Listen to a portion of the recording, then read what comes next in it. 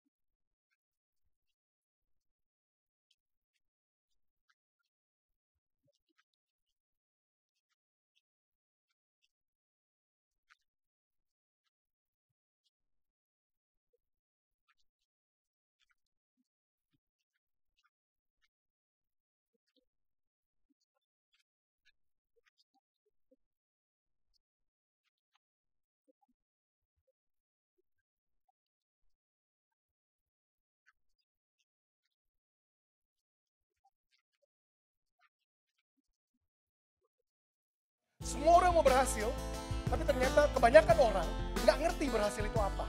Waktu kecil, setiap kita pasti memiliki mimpi.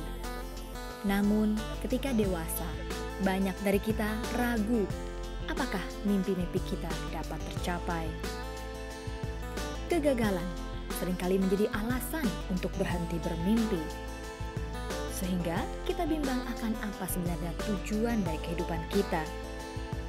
Namun, seperti yang dikatakan dalam firman Tuhan, bahwa Ia yang telah membentuk kita untuk suatu tujuan yang mulia. Dalam episode Good News kali ini, kita akan mendengar beberapa tips-tips mengenai bagaimana kita dapat menemukan tujuan hidup kita yang sesuai dengan rencana Tuhan. Telah hadir di tengah kita Bapak Daniel Pradana, melayani Tuhan sebagai interpreter dan trainer di Kingdom Embassy Indonesia. Telah mengajar di banyak tempat mengenai bagaimana menemukan tujuan hidup. Bersama istri dan seorang anaknya, Daniel Pradana bersama-sama melayani Tuhan. Mari kita saksikan pemaparan lengkapnya hanya di Good News program. Saya cukup beribadah, tapi kemudian yang sekarang saya bisa sadar adalah saya nggak kenal Tuhan yang saya sembah sebelum itu.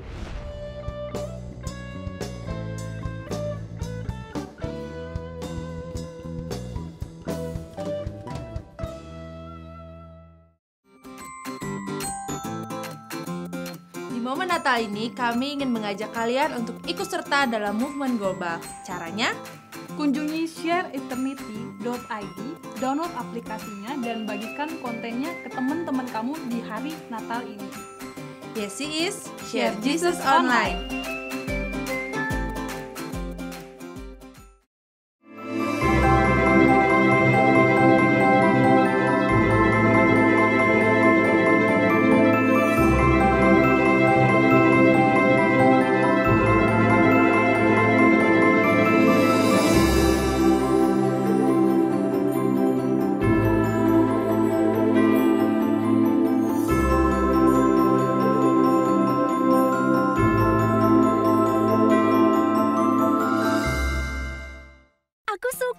Sogut bakso, praktis, udah ada bumbunya. Ada bakso sapi, ayam, ikan, dan udang dari daging pilihan. Sogut bakso is very good. Sogut Seafood. Sekarang zamannya Sogut Seafood. Ada ebi katsu, ebi panko, sumai, dan golden money bag. Makan jadi lahap-hap. Seafood sehat dan enak, cuma Sogut jagonya. Ayo makan so nice, ayo kita SMS, semua makan so nice. Ujungnya aja enak, apalagi tengahnya, Bud. So nice, enak loh. SMS, semua makan so nice. SMS, semua makan so nice. So nice, enak bermutu. Dari So Good Food.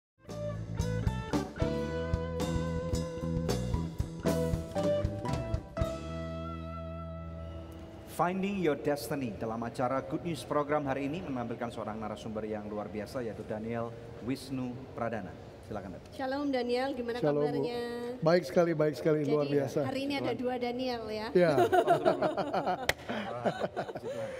Oke, Ya. nah mungkin bisa memperkenalkan diri terlebih dahulu kepada pemirsa di rumah gitu. Daniel ini siapa, latar belakangnya seperti apa? Oke, boleh. Nama saya Daniel, saya sudah menikah, punya 1 orang istri.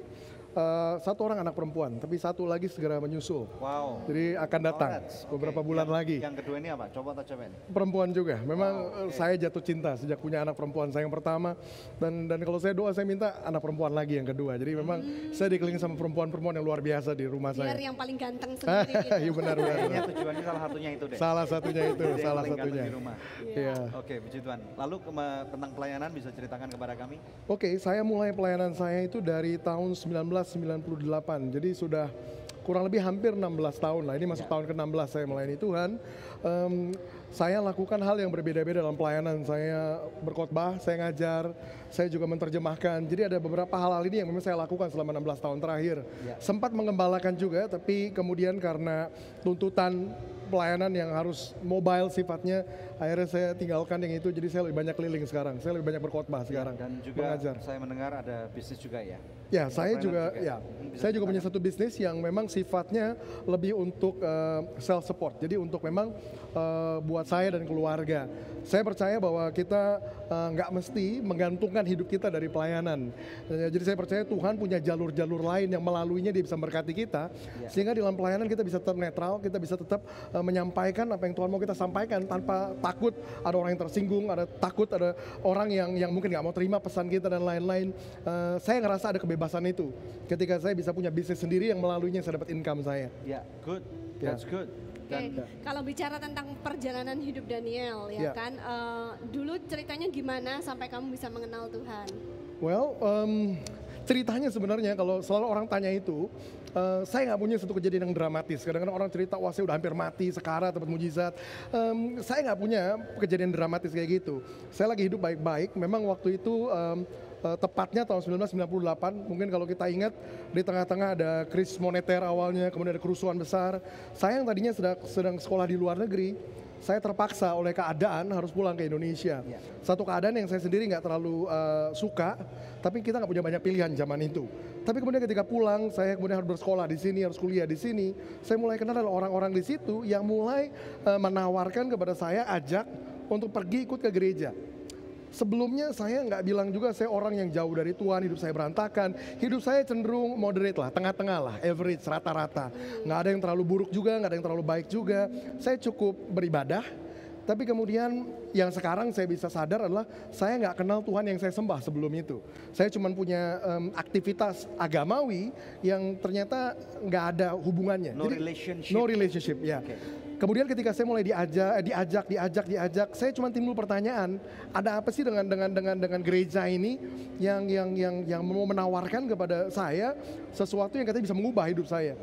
Jadi kemudian saya mulai datang ke situ. Satu hal yang benar-benar menarik saya waktu itu adalah ketika saya temukan pendeta atau pembicara di dalam gereja tersebut mulai pakai Alkitab untuk mulai berbicara kepada saya, dan saya ngerasa kena di situ. Saya ngerasa hidup saya ditantang di situ. Ada sesuatu yang berbicara kepada saya, sampai akhirnya saya buat keputusan tersebut yang saya buat dengan sadar dan sengaja bahwa saya mau menyerahkan hidup saya sepenuhnya kepada Tuhan sebagai Tuhan dan Juru Selamat saya. Jadi cuman itu aja sebenarnya kejadiannya. Saya ambil keputusan dengan sadar dan sengaja karena kebenaran yang diperhadapkan kepada saya, berbicara kuat yang buat saya lahir baru. Sekolah luar negerinya di mana? Saya sempat sekolah di Australia, di Sydney. Dan kemudian pulang karena orang tua kena krisis. Pulang karena krisis ya. Terus kalau saya baca dari masukan dari tim kreatif yang udah pre-interview Daniel, katanya pada saat kamu akhirnya memutuskan untuk melayani Tuhan, itu kamu juga mengalami resistensi dari orang tua ya, bisa ceritakan? Saya sempat mengalami resistensi karena pemikiran yang sederhana, terutama dari latar belakang keluarga yang memang keturunan Chinese. Ada pemikiran ini, ya, terutama dari orang-orang tua, lebih baik punya bisnis atau jadi paling enggak jadi orang yang bekerja, punya karir, bangun karir. Tapi kemudian ketika saya ambil keputusan untuk melayani Tuhan, awalnya ada resistensi yang cukup berat. Sampai di titik ada kata-kata ini yang keluar dari papa saya waktu itu. Sekarang hubungan saya sama papa saya sangat baik, sangat akrab. Tapi waktu itu sempat terlontar kata-kata yang bunyinya, kamu saya sekolahin tinggi-tinggi ke luar negeri, semua harta sampai habis untuk biayain kamu. Ujung-ujungnya kamu cuma mau jadi pendeta yang hidupnya mengharapkan derma dari orang. Wah, itu jadi pukulan sekali buat saya. Dan tahun berapa ini? Itu tahun 98 ketika saya ambil keputusan. Oke, jadi menerima Tuhan langsung melayani Tuhan. Iya. Oke. Ketika saya terima Tuhan, saya menerimanya begini, bukan sekedar saya bergabung dalam agama baru, tapi saya tahu ada Tuhan ini yang sudah mengorbankan segala-galanya untuk menebus hidup saya. Maka buat saya waktu itu saya nggak punya banyak pilihan. Pilihan saya satu-satunya adalah saya sekarang mau menyerahkan hidup saya sepenuhnya kepada Dia yang udah rela mati buat saya. Jadi memang bukan saya pengen pelayanan atau enggak, saya pengen mengabdikan hidup saya buat Tuhan. Itu titik balik perubahan hidup saya. Lalu kemudian bagaimana hubungan itu bisa dipulihkan antara orang tua dan anak? Well, wah cerita yang menarik sebenarnya. Ketika awalnya saya dapat resistensi itu, di dalam memang muncul kemarahan. Perasaan kayak, Tuhan kenapa buat semua ini? Saya udah ambil keputusan untuk ikut Tuhan, tapi kenapa ini yang saya dapatkan? Well, awalnya saya isi tiap hari saya banyak doa sama Tuhan, tapi ya saya tahu banyak orang yang ngalamin ini sebenarnya nggak benar-benar doa sama Tuhan, tapi lebih buat orang tuanya dengar. Saya doa, Tuhan rubah mereka, Tuhan buat mereka bertobat, Tuhan tolong supaya hati mereka berubah, dilembutkan segala macam. Doa begitu keras, ya kita doa lembut Tuhan dengar, tapi harapannya kan supaya mereka dengar gitu. Tapi kemudian speaker di kamarnya kali. Ya, bisa jadi begitu. Tapi kemudian satu kali saya doa, sekian lama saya doa begitu, tiba-tiba saya mulai dengar Tuhan ngomong sama saya. Ketika saya bilang Tuhan rubah mereka, Tuhan bilang begini, bukan mereka yang harus berubah, kamu yang harus berubah. Kamu yang harus berubah. Itu jadi pukulan buat saya. Buat saya kayak, saya yang harus berubah? Saya kan udah percaya Yesus. Saya kan udah lahir baru, saya kan udah datang ke gereja. Bukan saya yang harus berubah. No, Tuhan bilang begini, kamu banyak nginjilin mereka pakai mulut kamu, tapi hidup kamu belum berbicara sama sekali. Tuhan bilang gini sama saya, berhenti menginjil dengan mulut, mulai bicara lewat hidup kamu. Sebelum hidup kamu berbicara lebih keras dari mulut kamu, stop bicara tentang Injil. Karena kamu cuma akan membuat aku dipermalukan, kata Tuhan. Kamu banyak ngomong, tapi kemudian hidup kamu mencerminkan sesuatu yang bertolak belakang. Tuhan bilang stop ngomong, mulai hidupin. Biar hidup kamu bicara lebih kuat dari mulut kamu. Akhirnya orang tua sudah menerima Tuhan juga? Nggak langsung, tapi kemudian mereka mulai memperhatikan perubahan-perubahan itu. Sampai di satu titik, ini kesaksian yang gak akan pernah saya lupa. Orang tua saya begitu suportif dengan saya pelayanan, sekalipun mereka belum ada di dalam keyakinan yang sama. Setiap kali saya pelayanan keluar kota, ke tempat-tempat yang lain, mereka selalu ada di situ untuk antar saya. Kadang saya pelayanan dengan hamba-hamba Tuhan lain, sampai kata-katanya terlontar. Kita gak pernah lihat hamba Tuhan yang keluarganya begitu suportif seperti kamu. Buat saya itu jadi kesaksian.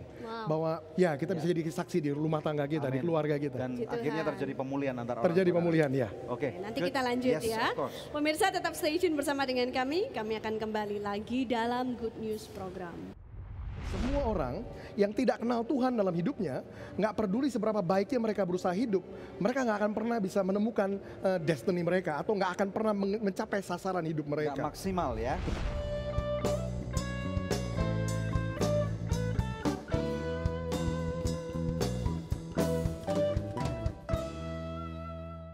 Aku suka banget Sogut Bakso. Praktis, udah ada bumbunya. Ada bakso sapi, ayam, ikan, dan udang. Dari daging pilihan. Sogut Bakso is very good. Sogut Seafood. Sekarang zamannya Sogut Seafood. Ada ebi katsu, ebi panko, sumai, dan golden money bag. Makan jadi lahap-hap. Seafood sehat dan enak, cuma Sogut jagonya.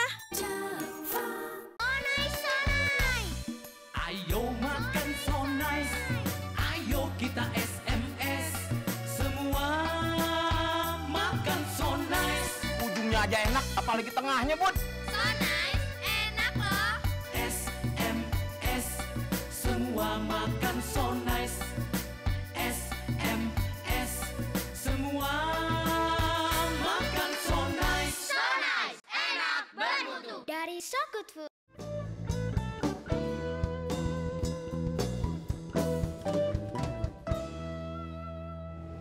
Anda sedang menyaksikan Good News Program. Langsung aja kita kembali kepada narasumber kita. Daniel, bicara tentang finding your destiny, ini maksudnya gimana sih? Karena banyak orang ya, kemungkinan juga kebanyakan anak-anak muda, tapi tidak menutup kemungkinan orang-orang yang sudah berumur masih juga nggak tahu panggilan mereka sebenarnya apa, tujuan hidupnya ya.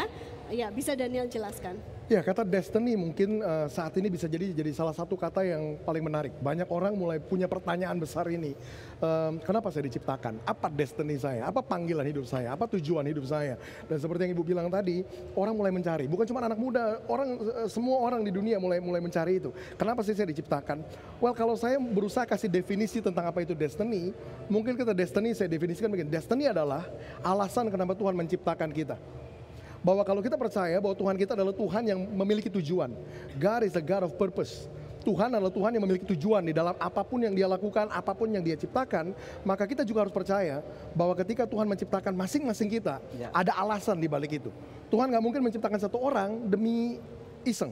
Nggak ada alasan tertentu, cuma diciptakan begitu saja. Dan karena bukan sulap. Karena bukan sulap. Tuhan kita bukan Tuhan yang sulap. Dan Tuhan kita juga bukan Tuhan yang kebetulan.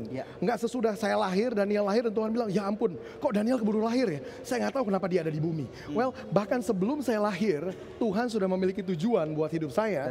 Makanya saya dilahirkan ke bumi. Jadi destiny adalah itu, adalah alasan kenapa Tuhan menciptakan hidup kita.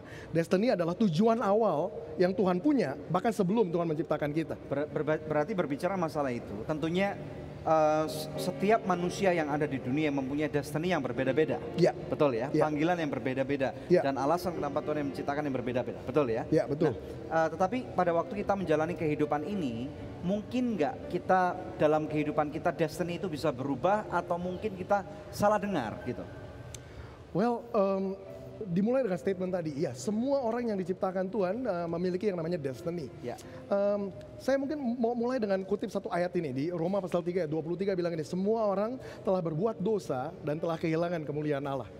Yang menarik kata dosa yang dipakai di situ adalah kata hamartia, yang artinya sebenarnya adalah meleset dari sasaran.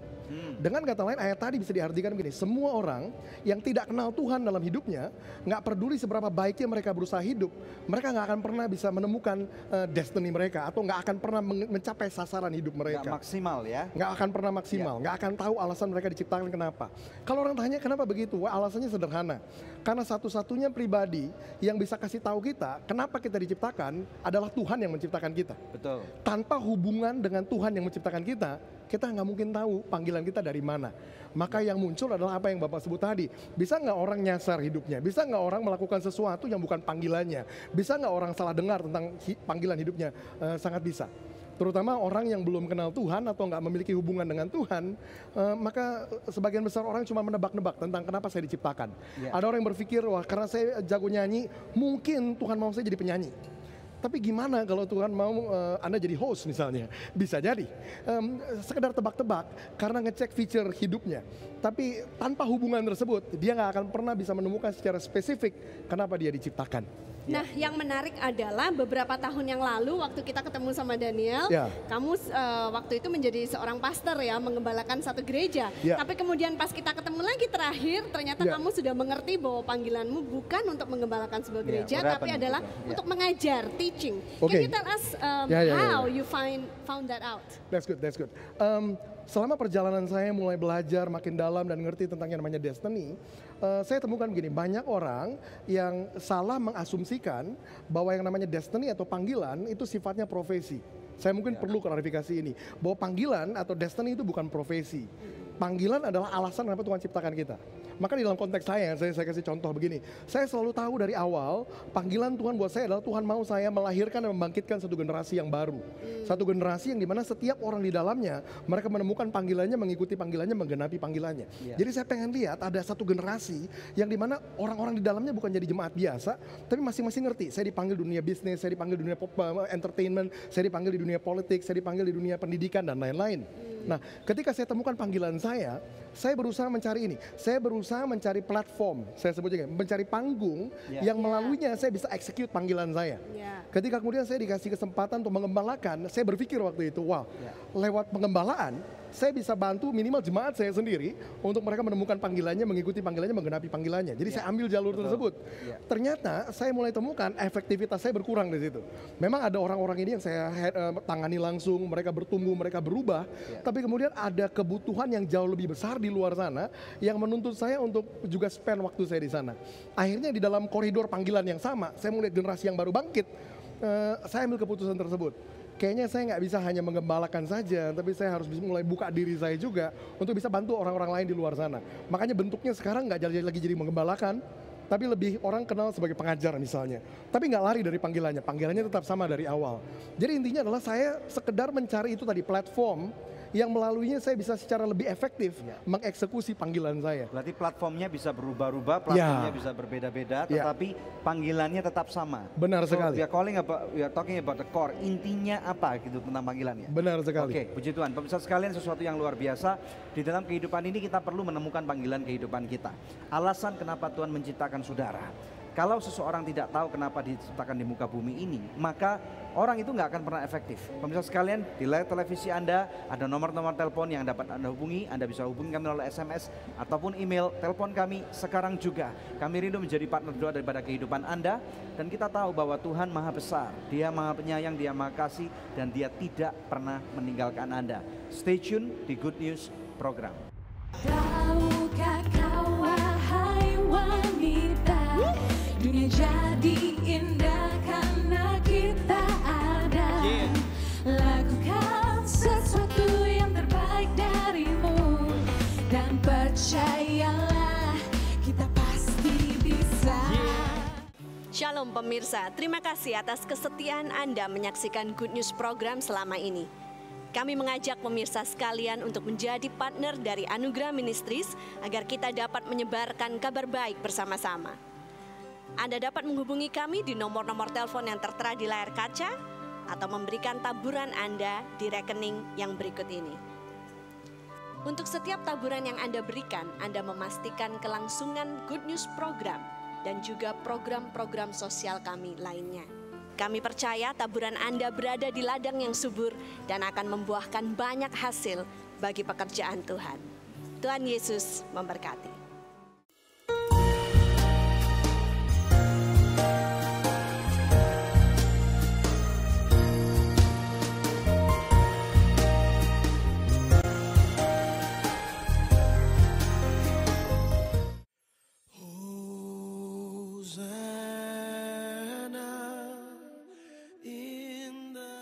Dari Sabang sampai Merauke, tawa ceria anak-anak bangsa terdengar.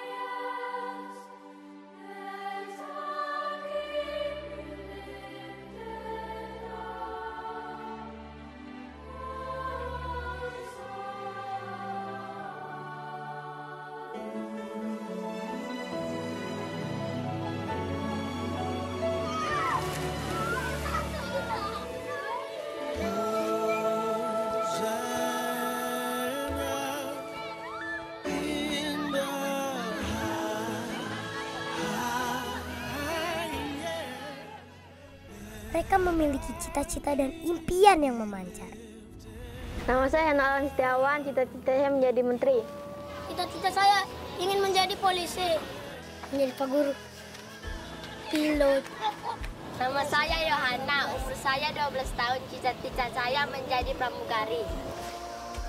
Polisi, main bola. Tetapi tidak banyak yang menjadi kenyataan. Mungkinkah kami terhindar?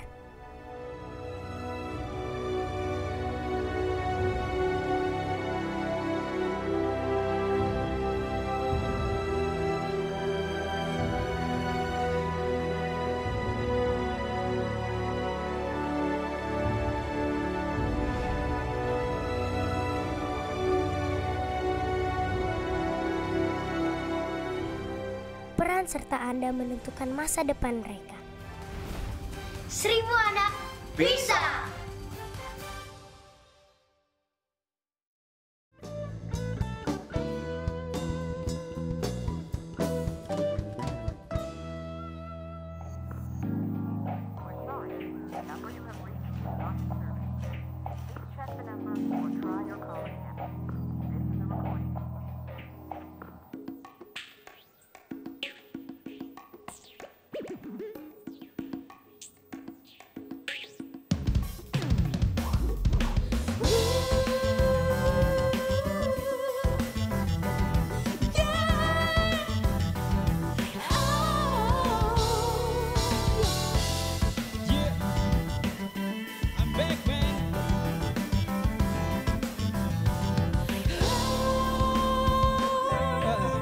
wanita, kau begitu istimewa.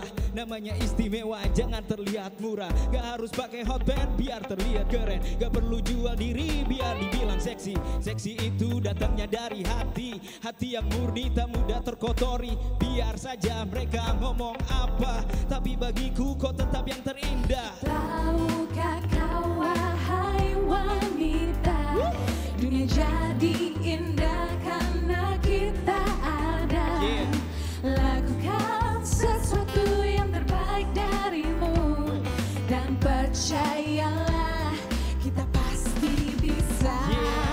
Bila mereka benar-benar cinta, pastilah mau menunggu sampai waktunya tiba. Tidak memaksa juga terpaksa, hingga akhirnya kalian pun tersiksa. Pandanglah ke depan, cita-citamu yang terbentang. Di tanganmu lah satu generasi akan datang. Hei wanita, jangan mau jadi yang cinta kedua. sejati takkan terbagi, karena cinta sejati itu setia sampai mati. Yeah, setia sampai mati. Tak usah ragu, tak usah panik. Yakinkan dirimu bahwa kau menarik. Bila dia tak suka ya biarkan saja. Masih banyak cinta yang tulus apa adanya. Keindahanmu adalah dirimu. Tutur lembut bersahaja itu nomor satu. Wanita kau layak terima mahkota. Kami jadi raja, kalian ratunya. Bersama seia sekata, ciptakan dunia yang lebih bermakna. Tempat kita berbagi cita dan cinta. Karena kalianlah dunia jadi indah. Tahukah kau wahai wanita, dunia jadi indah karena kita ada. Lakukan sesuatu yang terbaik darimu, dan percayalah kita pasti bisa. Tahukah kau wahai wanita, dunia jadi indah karena kita ada.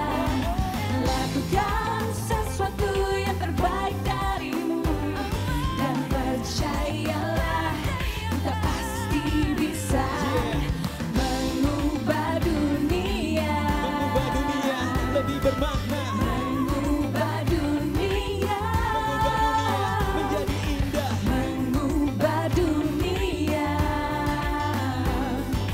Wanita.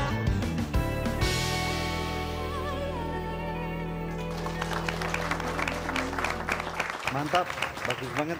Iya. Sangat menarik. Genre Saya lagu ikut kayak gitu loh yang aku goyang-goyang. suka itu. Asik gitu loh ya. Nah, para pemirsa Kunis program yang punya lagu-lagu seperti itu, hubungi kami sekarang juga. Promo di Kunis program yuk. Oke. Good. Wow, Yehuda dengan albumnya The Messenger Positive Life. Ya. Itu tadi lagu judulnya apa? Wanita ya. Ini memang lagu sengaja diciptakan untuk memberikan dorongan kepada para wanita. Ya, betul. Karena saya melihat bahwa di berita-berita wanita itu terlalu direndahkan gitu. Jadi saya sendiri juga punya istri wanita juga. Untung wanita, Mas. Iya. Dan saya punya mimpi bahwa ketiga wanita ini dengar ini mereka bukan hanya sekedar rendah diri dan mereka ya gua orang kedua lah, enggak. Tapi mereka sama-sama di hadapan Tuhan dan sama-sama bisa berkarya sama-sama. Ya, penulisnya siapa? Saya sendiri. Oh, jadi di dalam album ini lagu-lagu ditulis oleh Yuda sendiri. Iya, betul. Oke. Semua lagunya genrenya rap gitu atau? Iya, genrenya hip hop gospel gitu. Oke. Wow, bisa keren ya. cerita nggak latar belakang kamu? Saya latar belakangnya children pastor di salah satu gereja di Jakarta. Terus kemudian sekitar 4 tahun yang lalu ketika saya berdoa, Tuhan mulai bilang sama saya bahwa stop melayani di 4 gedung gereja aja. Nah, terus akhirnya apa yang saya harus lakukan Tuhan? Ya apa yang sudah saya kasih, Tuhan tanya balik. Dan sejak SMP saya suka nulis lagu. Nah, genrenya apa aja, cuman saya lebih ke hip hop karena hip hop sepertinya jadi passion saya lebih di musik gitu. Dan akhirnya saya mulai tulis-tulis lagu dan mulai bikin produksi album. Dan sekitar album ini sebenarnya 2011 sih. 2011 ini album keluar dan saya puji Tuhan dibawa Tuhan ke mall-mall seperti ini dengan membawa visi tentang anak-anak muda dan jadi lebih bisa menjangkau ke banyak kalangan. Betul. Lagu-lagunya juga di telinga mereka enteng didengarnya gitu. Jadi seperti tadi tidak terbatas 4 gedung gereja seperti betul, luar biasa sekali dan kemudian ada video klipnya juga nih? Ada. Oke, nanti kita bisa tampilkan tuh video klipnya ya. Ini album keberapa dari Ini album pertama dan tahun ini saya sedang mengerjakan album kedua.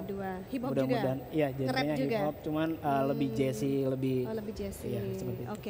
Pernah ketemu nggak dengan kelompok anak-anak muda yang lain yang mungkin mereka break dance atau apa gitu? Iya. Sehingga berkolaborasi joint operation gitu? Iya, jadi pertama kali saya masuk hip hop ini bawa musik ini di forum hip hop gospel gitu. Jadi hip hop Indo gitu. Jadi ada komunitas hip hop di Indonesia. Di Indonesia. Memang ada. Ada. Wow. Cuman mereka nggak tahu apa kalau ini lagu gereja gitu. Jadi saya bawa unsur-unsur rohani seperti ada beberapa lagu Putih Abu-Abu itu saya bicara tentang kekudusan seperti itu. Wow. Nah, ajarin dong saya nge-rap gimana caranya? Sebenarnya rap itu seperti pantun sih. Kalau dibilang. Jadi kalau misal A B B gitu. Jadi pada hari ini aku di sini menantikan jadi acara rhyming ya, ini kata-katanya nyambung ya. Oke. Terus kemudian sorry tadi saya potong. Ya. Jadi pada hari ini aku di sini ikuti acara Good News hebat sekali. Nah, seperti gitu. Good News-nya nggak nyambung. I-nya yang nyambung ya. Hebat sekali gitu ya. Iya.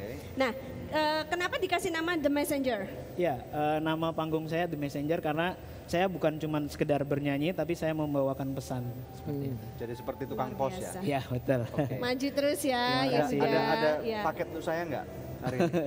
Katanya tukang pos. Paketnya seperti tadi. Very nice. Oke, sukses buat Yehuda, buat The Messenger. Ya, sukses buat album keduanya. Ya, album kedua selesai, datang lagi. Boleh. Ya, puji Tuhan. Ya, pemirsa, ini saatnya kuis yang selalu dinantikan pemirsa sekalian di rumah ya. The Messenger, Yehuda sudah membawakan 10 CD, 10? Ya. Ya, 10 CD untuk diberikan sebagai hadiah kuis ya.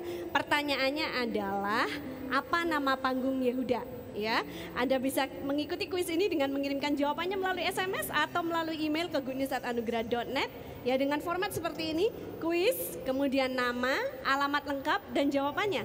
Bila Anda mengirimkannya lewat email, sertakan juga nomor HP Anda, maka kepada 10 orang pemenang terpilih, kami akan mengirimkan masing-masing sebuah CD persembahan dari The Messenger, Positive Life. Well, pertama-tama orang harus dapatkan pengertian dasar tentang panggilan dulu. Saya mau kutip satu ayat di dalam Alkitab, Yeremia 1 ayat yang kelima. Itu adalah pesan Tuhan buat Nabi Yeremia, di mana Tuhan bilang begini, sebelum aku membentuk engkau dalam rahim ibumu, aku sudah kenal kamu.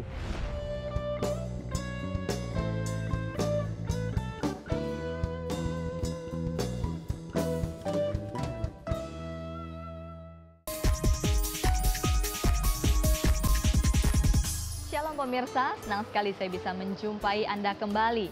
Pemirsa, baru-baru ini Anugerah Ministries menyelenggarakan kongresnya yang pertama, diikuti oleh hamba-hamba Tuhan, guru dan juga ketua Adikku Sayang. Seperti apa? Ini dia liputannya selama 3 hari.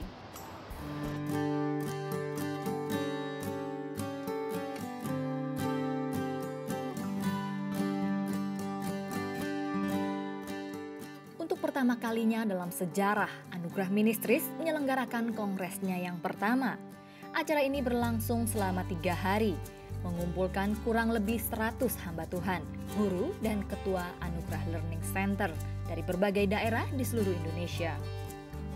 Sebagian dari mereka baru pertama kali bepergian dengan pesawat terbang. Mereka bersyukur atas event ini. Selama 3 hari ini mereka dibekali dengan pelajaran-pelajaran yang sesuai dengan profesi mereka masing-masing. Kami juga mengundang pembicara-pembicara terkemuka seperti Pastor Seno Wijaya, Pastor Andreas Nawawi, Pastor Darmadi Sutanto, Evangelis Billy Lantang, juga para profesional yang berpengaruh untuk menjadi pelatih workshop kami, yaitu Astrid Hutagalung, Melces Tanjati, dan Antoni Santoso. Yang spesial, kami juga meluncing album CD pertama kami, Your Grace. Dalam mini konser ini, semua artis yang ada di dalam album mempersembahkan suara emas mereka. Mini konser ini pertama kalinya juga kami adakan. Jadi, semua yang ada dalam kongres ini menjadi spesial karena menjadi yang pertama.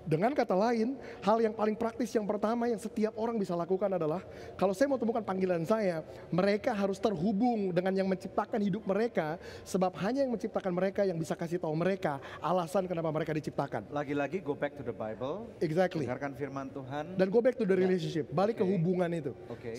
Ini poin saya, cuma Tuhan yang bisa kasih tahu seseorang kenapa dia diciptakan. Nggak ada orang yang lebih baik bisa lakukan itu.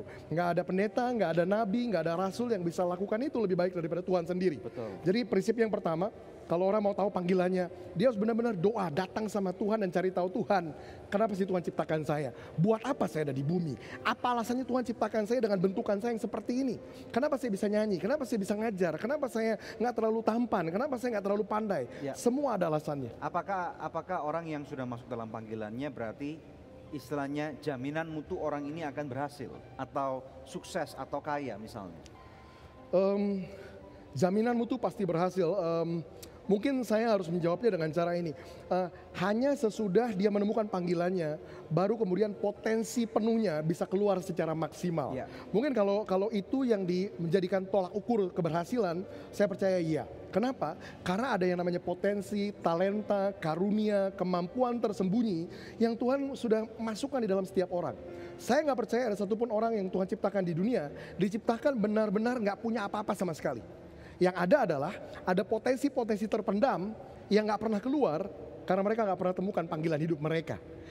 Sebelum mereka temukan alasan tersebut, potensi ini nggak punya alasan untuk keluar. Jadi ketika orang bisa dibantu temukan panggilannya, maka hal yang tadinya bahkan dia nggak berpikir bisa lakukan, itu bisa keluar. Saya kasih satu contoh dalam Alkitab, Musa. Ketika pertama kali Tuhan bilang sama Musa, Musa, aku mau kamu pergi ke Mesir, bebaskan bangsa Israel. Musa munculkan banyak dalih, tapi Tuhan, aku gak bisa ngomong, aku gak bisa mimpin, aku gak bisa. Dia berpikir dia gak bisa semua itu. Well, sesudah dia temukan panggilannya, hal-hal yang bahkan dia pikir gak bisa dia lakukan, tiba-tiba keluar. Potensinya terbuka, dia jadi maksimal. Puji Tuhan. Oke, pemirsa sekalian, bagaimana dengan Anda? Ya, temukan panggilan Anda. Jangan kemana-mana, masih ada satu segmen lagi di Good News Program. Well, itu sebabnya di dalam apa yang kita ajarkan ada satu tool, satu alat praktis yang memang kita bisa bagikan sama orang untuk bantu mereka temukan panggilan mereka.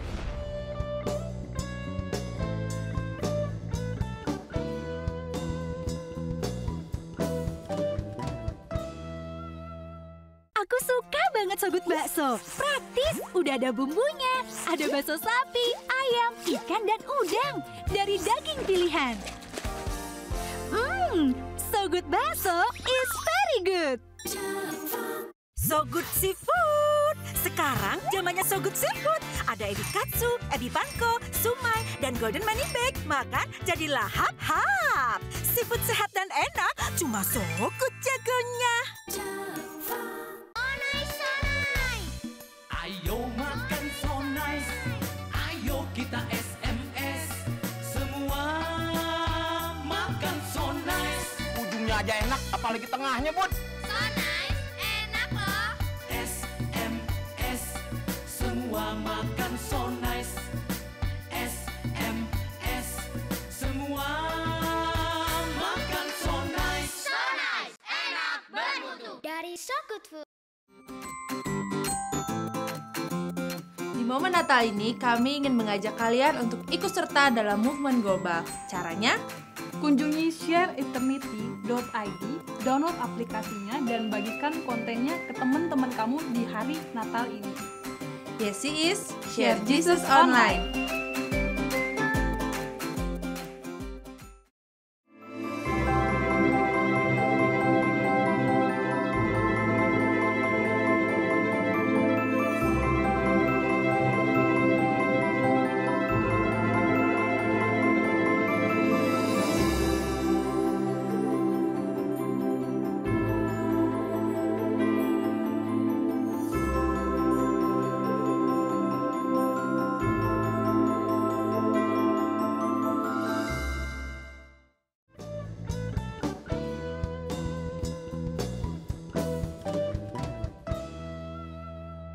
Oke, pemirsa sekalian, masih bersama dengan kami dalam Finding Your Destiny. Kembali bersama dengan narasumber kami. Silakan, Dok. Ya, nah Daniel tadi sudah bilang terkoneksi lagi sama Tuhan. Ya. Lalu adakah step-step yang bisa Daniel jabarkan buat kita semua? Bagaimana supaya kita menemukan destiny kita? Jadi selain prinsip kita harus terhubung sama Tuhan untuk cari tahu apa panggilan kita. Ada orang-orang yang selalu berkata, ya saya sudah doa banyak doa, tapi kok Tuhan kok nggak ngomong apa-apa. Well, itu sebabnya di dalam apa yang kita ajarkan ada satu tool, satu alat praktis yang memang kita bisa bagikan sama orang untuk bantu mereka temukan panggilan mereka. Salah satu tools yang kita pakai adalah satu tools yang kita sebut 12D namanya. Tapi saya bagikan mungkin 5 diantaranya untuk kasih gambaran sama orang gimana sih tools ini bisa dipakai untuk temuin panggilan kita. D yang pertama adalah D yang disebut desire atau kerinduan. Setiap orang bisa ngecek kerinduannya. Apa sih kerinduan hidupmu? Saya tuh pengen banget bisa ngajar orang. Saya pengen banget bisa bantu orang miskin. Saya pengen banget bisa lakukan ini, bisa. Jadi kerinduan, cek dari kerinduan. D yang kedua kita sebut delight. Delight itu kepuasan. Apa sih satu hal tersebut yang mendatangkan kepuasan dalam hidupmu? Jadi definisinya begini, apa satu hal tersebut yang kamu rela lakukan nggak dibayar sekalipun? Kalau saya bisa ngajar orang tuh, saya nggak dibayar juga nggak apa-apa deh, karena saya rasanya puas di situ. Jadi ada kepuasan. Orang bisa pakai itu untuk ngecek, mungkin itu panggilan hidupnya. Kemudian D yang ketiga adalah yang namanya dream, mimpi. Apa sih satu hal tersebut yang bikin kita tetap terjaga larut malam mikirin itu terus. Tapi gue bangun pagi, itu yang pertama yang terpikir. Jadi gimana ya bangun sekolah itu, gimana ya bisa ngajar lebih efektif, gimana ya bisa. Jadi ada mimpi yang terus menghantui kita. D yang keempat disebut design. Masing-masing kita bisa ngecek desain kita. Ada orang bilang gini sama saya, Pak, kayaknya panggilan saya jadi penyanyi deh. Oke, boleh gak kamu nyanyi? Ketika dia mulai nyanyi, suaranya kemana-mana, fals dan segala macam. Bukan saya bilang dia nggak bisa belajar, bukan. Tapi kita harus cek desain kita. Ada orang yang tangannya steady, dia bisa jadi dokter bedah. Masing-masing kita punya desain, punya bentukan yang spesifik dari Tuhan yang bisa bantu kita, oh itu mungkin panggilan kita. Kemudian D yang kelima, saya sebut deep pain. Ada luka yang mendalam. Apa itu? Ketika kita lihat ada area tersebut yang memang kita mau sentuh. Contohnya anak-anak terlantar yang gak punya pendidikan. Ketika kita lihat mereka, seolah-olah kita lagi lihat anak-anak kita sendiri yang terlantar di pinggir jalan. Ada satu sakit yang sifatnya mendalam. Ada satu luka yang kita ngerasa kayak kita dituntut untuk lakukan sesuatu buat itu. Nah itu bisa jadi yang mengarahkan kita untuk temukan panggilan hidup kita. Good. Yeah. Wow. Amazing. Nah, masalahnya gini, dari beberapa tools tadi yang diberikan itu, orang mungkin berkata, katakanlah nggak perlu dibayar, oke? Karena saya suka mengajar atau karena saya suka menolong orang. Tapi dalam kehidupan ini, rupanya kita perlu istilahnya go back to reality of life. Kita perlu ada biaya pengeluaran dalam kehidupan kita. Dan what do you think about that? Gitu. Well, I totally agree with that. Tapi cara kerjanya jangan dibalik. Ketika kita cuman hidupi hidup ini untuk mengejar income atau pemasukan, Yesus bilang begini, hidup ini lebih dari sekedar makan, minum, dan pakaian. Ketika kita jadikan hidup kita hanya di level itu, hanya mengejar hal-hal itu, maka hidup kita ini jadi nggak punya arti. Yesus bilang hidup ini lebih dari itu. Artinya ada satu value yang lebih tinggi yang harus kita kejar. Ketika orang bisa mulai mendedikasikan hidupnya untuk sesuatu yang lebih dari sekedar income, otomatis dia akan kasih bukan cuma 100%, dia akan kasih 200%. Dan karena dedikasinya begitu maksimal, otomatis dari sisi income pun dia akan dapat lebih. Kenapa? Karena dia bisa tawarkan sesuatu yang lebih yang orang lain nggak tawarkan. Good. Wow. Well said. Luar biasa. Thank you. Oke. Nanti kita akan lanjut lagi ya. Tetapi sebelum kita take a break, pemirsa, saya rindu membacakan doa yang sudah terjawab dari seorang saudari di Makassar ya. Ibu ini bersaksi tentang mujizat yang sudah Tuhan lakukan dalam hidupnya setelah telepon ke calling center kami dan didoakan. Puji Tuhan, saya diberi kesembuhan dari sakit kanker payudara. Setelah itu saya telah check up mulai dari Makassar sampai ke Jakarta dan Malaysia, dan semua dokter menyatakan saya sembuh. Wow. Puji Tuhan pemirsa ya, biarlah kemuliaan buat Tuhan Yesus. Kalau Tuhan sanggup menjawab pergumulan dari ibu tadi dari Makassar, Tuhan juga sanggup menjawab pergumulan Anda. Apapun juga hubungi kami sekarang juga di nomor-nomor telepon yang tertera di layar kaca pemirsa sekalian, karena tim konseling dan doa kami siap untuk membantu Anda. Pemirsa tetap stay tune bersama dengan kami akan kembali lagi dalam Good News Program.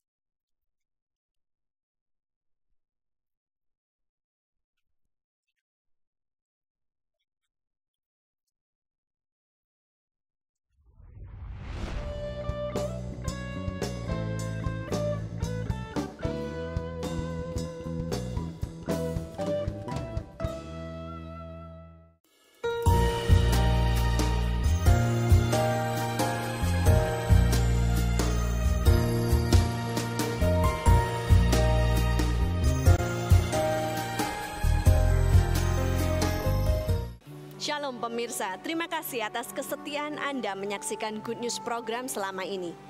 Kami mengajak pemirsa sekalian untuk menjadi partner dari Anugerah Ministries agar kita dapat menyebarkan kabar baik bersama-sama.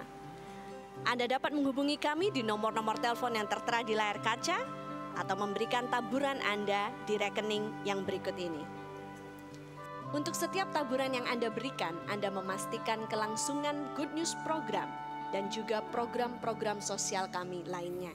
Kami percaya taburan Anda berada di ladang yang subur dan akan membuahkan banyak hasil bagi pekerjaan Tuhan. Tuhan Yesus memberkati.